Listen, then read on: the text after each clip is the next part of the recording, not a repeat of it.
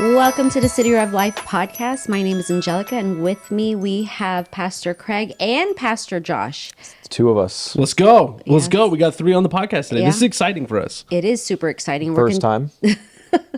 And we're continuing this conversation about Christmas, right? And so Christmas is a stressful time of the year. It's a great time of the year. It's a season of celebration, but it can also be very stressful, right? There's parties to go to, things to do, people to see. I'm sure Christmas Eve and Christmas Day can be very, very busy. Yeah, I got to move that elf on the shelf every night. That's like an extra thing now. Every day we got all these added chores and things. Oh, to make so you guys do the elf on the shelf thing? Christmas magic. Yeah, we're doing. This is our first year with elf on the shelf. Oh, cool. How's that going? There's not as many places to put an elf as you would think when you first get the elf. You think, oh yeah, no problem. Oh, I could only think of like 2 places. So I think that might be why we've never done it before, because the amount of jokes I would have and the places I would think of to put it, I'd be done by like night 2 or 3. I put him on the cabinet, and There you now go. where? Do you do like the little glitter trails? No, we just move. His name is Jingle, and we just move him. Jingle. Does he jingle when he walks? No, he doesn't. Oh, goodness. How do the kids, do they love it? They love it. That's cool. That's a fun tradition. Yeah, but there's all that extra stuff you got to do at Christmas, right? Yeah. And it's like you want it to be fun, you want it to be like magical, but also it's just you have your other responsibilities. You have your day-to-day life that you're trying to manage all of it. Yeah, and my wife is Cuban, and one of the things I love about Cuban households, Hispanic households, they're so connected to family. It's such a high value for family. Yeah. And what comes with that is, 8, 9, 10 Christmas parties, because everyone wants to do their own Christmas party. Sure. And then you got Noche Buena, and everyone wants to do a Noche Buena. And then one has it on actual Christmas Eve. And since the other family member can't do it on Christmas Eve because that party's happening, they'll do it on Christmas Eve. And it's like a whole week and a half of Christmas parties, which is fun. I mean, it's a blessing, but it's a lot. Yeah. It's a lot. So how do you handle all of those activities? Like, what do you do? Yeah, so and that's what we're going to talk about today. Okay. I think is when you enter into this season, like you said, it's a really fun season. It's a really joyous season. Everyone loves it. It's a great time of the year, and everyone wants to celebrate. Everyone wants to do something, and everyone is fighting for your attention. Mm-hmm. Everyone's got expectations on you, and so I think one of the things that comes to the surface for Melanie and I, my wife, as we talk through the Christmas season, we try to preemptively have that conversation. Okay, hey, what are the parties happening? As you hear about them, trying to get ahead of the game here.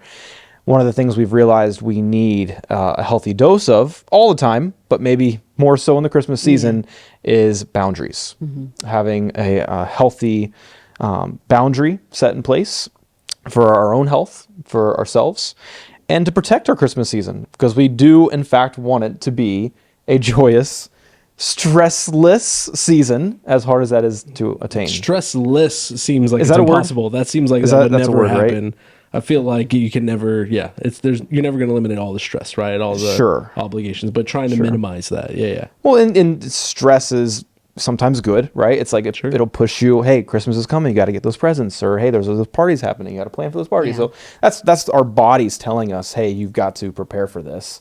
But when we sit in it and we don't start to set up healthy boundaries, then that stress and maybe even anxiety or frustration or bitterness, all those emotions can start to emerge out of that. And that's what it means to not have boundaries. Those emotions start to come out. So an incredible book on this subject, and obviously it's more zoomed out, Boundaries by Dr. Henry Cloud. It's not just about the Christmas season, it's in general, boundaries.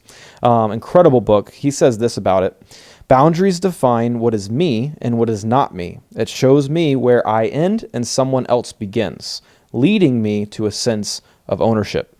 He says, knowing what I am to own and take responsibility for gives me freedom.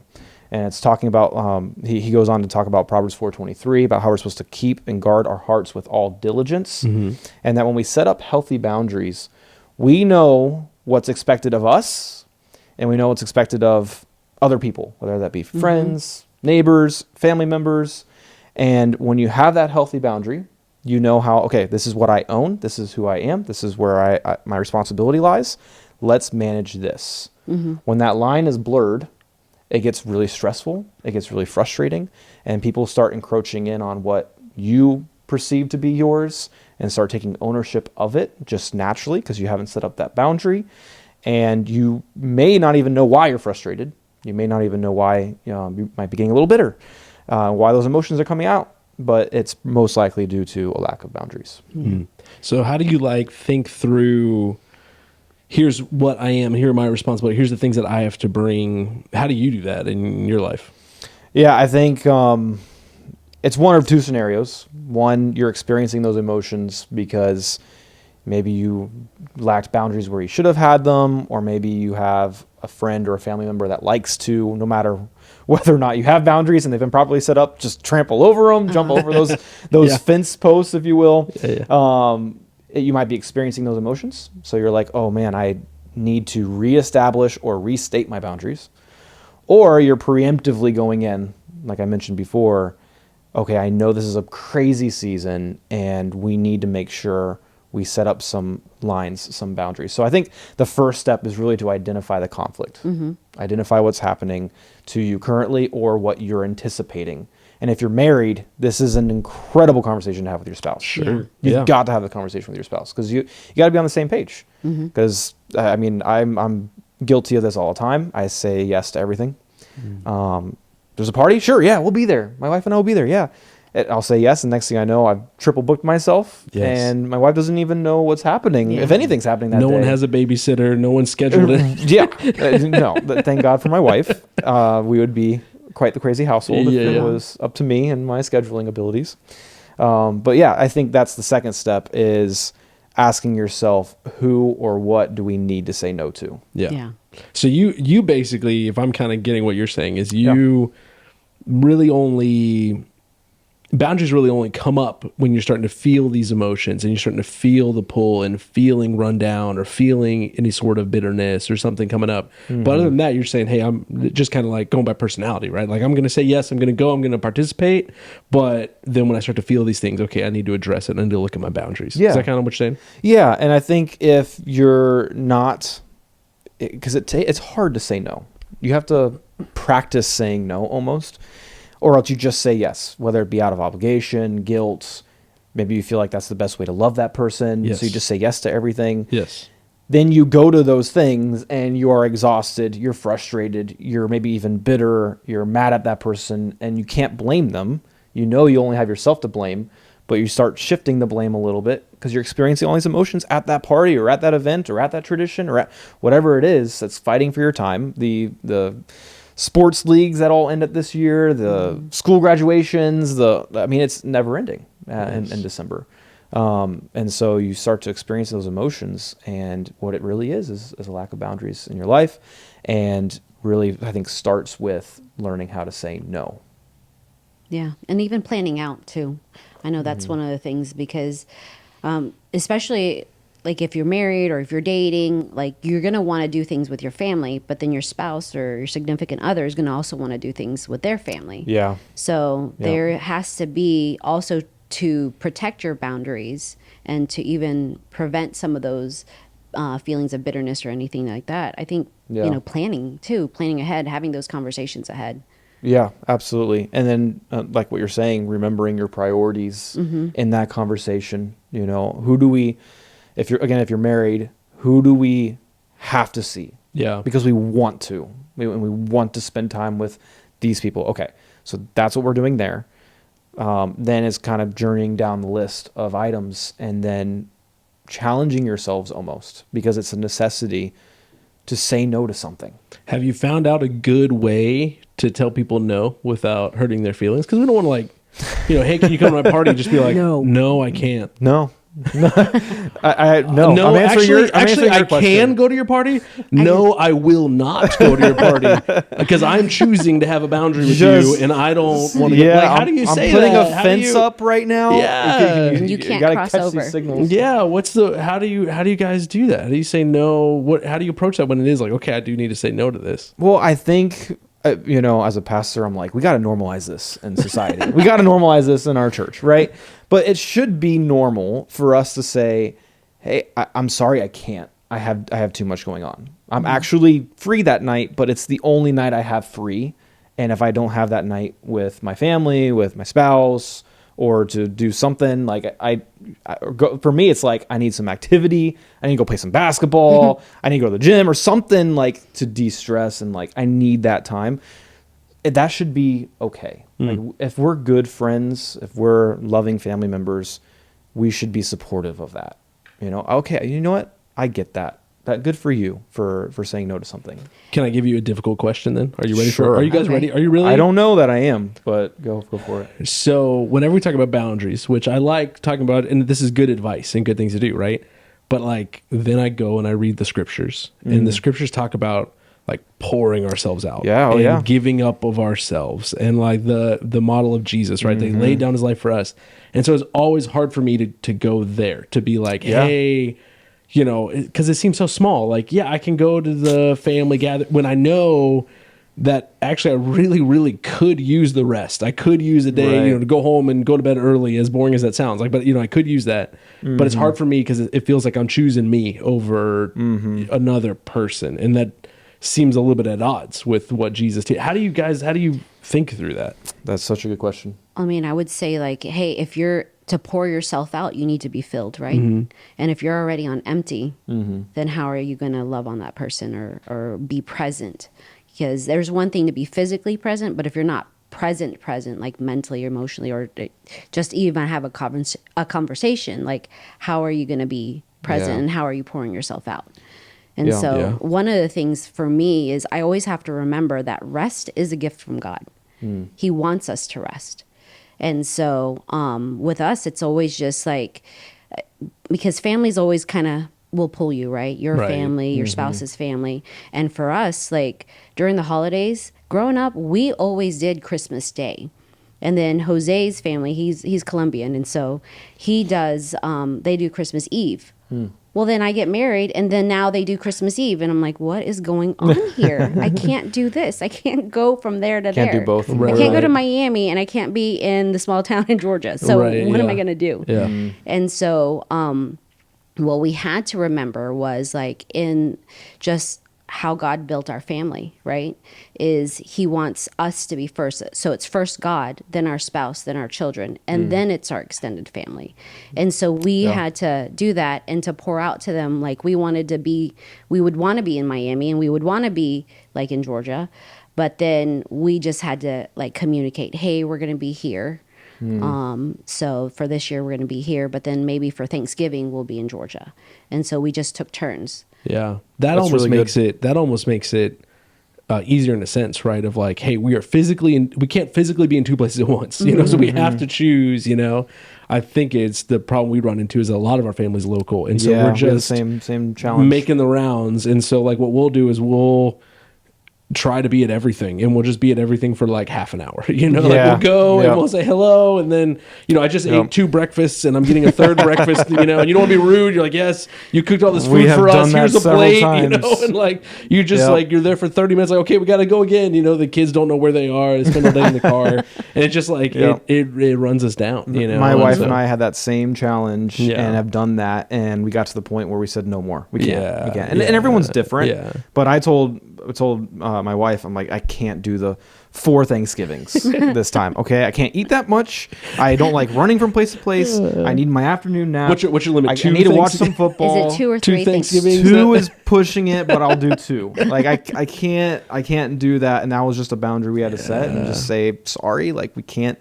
be there. There's nothing worse than showing up to Thanksgiving dinner completely full from your and then everyone prepared this feast for you. We did that this past Thanksgiving, and you're like, you're just feeling so bad, and you're so full, and you're like, I can't eat anything else, and they prepared all this for us. Like that's the worst feeling in the world. So. Yeah, and I think Angelica's spot on. Like that, remembering your priorities, and having that conversation with your spouse, and just you're gonna have to say no to some things, and you hear it's part of the golden rule, right? Love your neighbor as yourself. Self is a priority.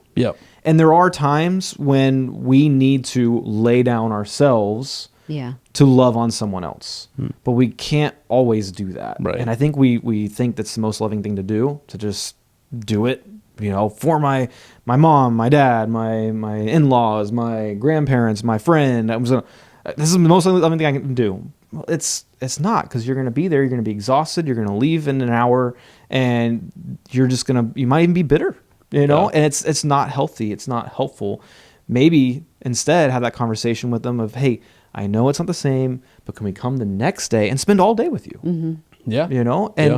And it should lead to good conversations like that. And it comes from a place of, I want to spend time with you. Yeah. I want it. I'm sorry, I just can't do that. And for me, what changed us, I don't know about you guys, but we have 2 little kids. Yeah. Moving 2 little kids over and over, like through all the different on a holiday, through all the different homes and stuff. It wasn't fun. Yeah, and that has helped me too, because there are times where I'll go to like a holiday party or an event that we've said yes to too many things, and we'll know like, okay, we're gonna be able to be there, but then because of the kid's schedule or whatever, we need to leave really quickly afterwards.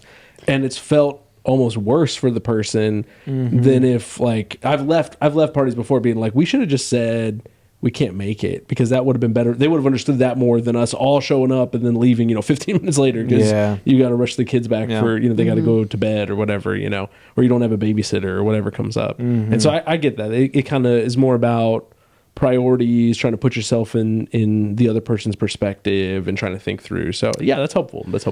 Yeah, I think so. I think saying no is one of the most foundational, basic boundaries that we all should learn to get good at. I think as you grow older, as you grow in responsibilities and your work life, your family life, personal life, all that stuff, you need to get better and better at saying no. And then a couple other thoughts to throw in the mix there. The third thing, practice forgiveness. There's probably some people that have overstepped, but it's really on you because you didn't establish a healthy boundary in the first place. And maybe you're bitter towards them. Maybe you're frustrated with them. It might be a friend, a family member, whoever. We have to always practice forgiveness and recognizing, no, that's on me. And maybe you don't even need to communicate that with that person because you recognize that's on me.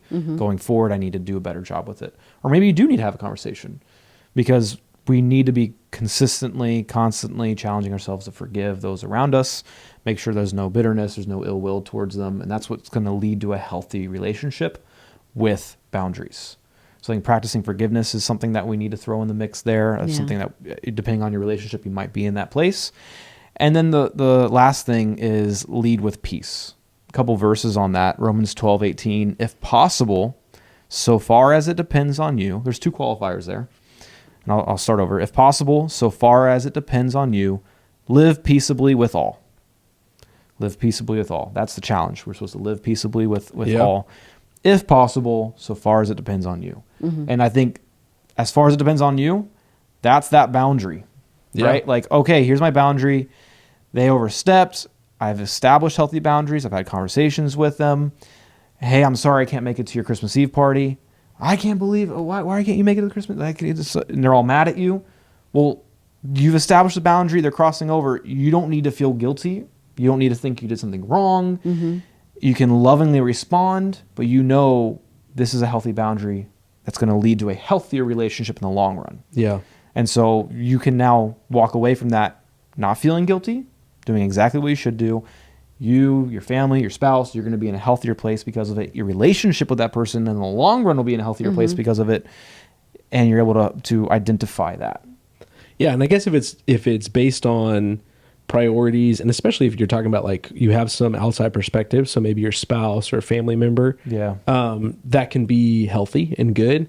I think like we all have to manage our temperaments too, right? And so like if someone's mad at me, I'm going to internalize it and be like, well, what did I do wrong? Right. I'm going to take that. But then, I know there's other people who are like, oh, you're mad at me. That's not my problem. Like that's they're like, okay. And so maybe we need a little bit of outside perspective. And if it comes from a place of priorities and a place of health and a place of service, then we can feel good. Like if we've thought through why we have set no, or why we've set these boundaries, then we can feel a lot better about living with the results, I would think.